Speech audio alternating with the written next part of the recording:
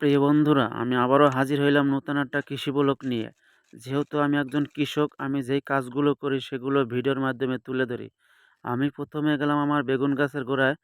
বেগুন গাছগুলো লতাপাতা ভরিয়ে গেছে, সেইগুলো পরিষ্কার করে দিলাম। তারপরে আমি গেলাম টমেটো গাছের গোড়ায়, দেখলাম কোন টমেটোটা পোকে ধরলো, সেগুলো আমি ফালাই দিয়া গাছটারে ঠিকঠাক করে আমি গোড়ায় মাটি আগলা করে দিলাম। তারপরে আমার মরিচ চারাগুলো দেখলাম, মরিচ চারার গোড়ায় আমি মাটি মুটি দিয়া সব কিছু গুছগাছ করে দিলাম। প্রত্যেকটা গাছের গোড়ায় আমি এক এক করে সব কিছু মাটি মুটি দিয়ে লতা পাতা সাফ করে দিছি। এরপরে আমি গেলাম কুমড়ো গাছ লাগাইছিলাম, লাফা গাছ লাগাইছিলাম, সেখানেও দেখি অনেক ঘাস ভরে গেছে লতা পাতায়। সেইগুলো আমি পরিষ্কার করে দিলাম, লতাগুলো গুছ করে দিলাম, লাফা গাছের লতাগুলো সোজা করে দিলাম। এরপরে ঘাস ঘুষগুলো সবগুলো আমি পরিষ্কার করে দিলাম। এই গাছের টমেটোগুলো দেখলাম কোনটা পচে গেছে, সেগুলো আমি ফালাই দিলাম।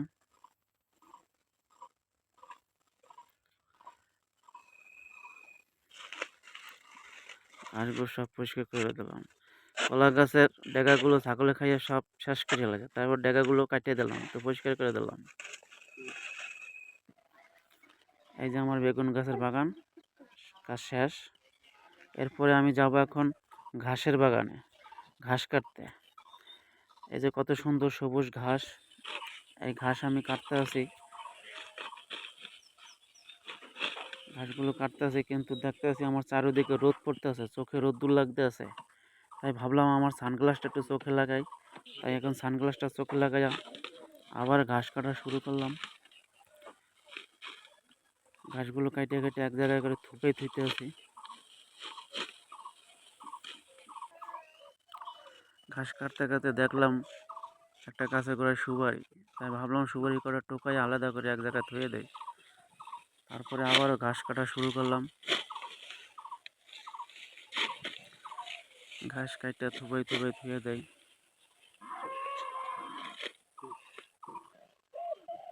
এখন ঘাসগুলো আমি এক এক করে এক জায়গায় ভুরাবো।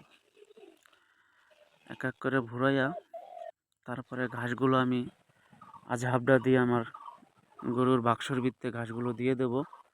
কারণ কাঁচা ঘাস গরুতে খায়, কাঁচা ঘাস খাইলে খুব পুষ্টিকর জিনিস, গাভীতে দুধ দেয়।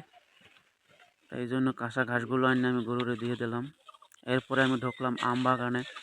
হায় রে, আম বাগানে যাই দেখি সেখান থেকে লতা পাতা তুলফায় ভরিয়ে গেছে। তাই ভাবলাম একটু পরিষ্কার করে দিলাম। ছোট ছোট গাছে আম ধরছে, দেখলাম কোন আমটা বউলে পোকে ধরছে, পোকে ধরলে স্প্রে করে দিলাম। পরে খুবই সুন্দর ছোট ছোট গাছে আম হয়েছে।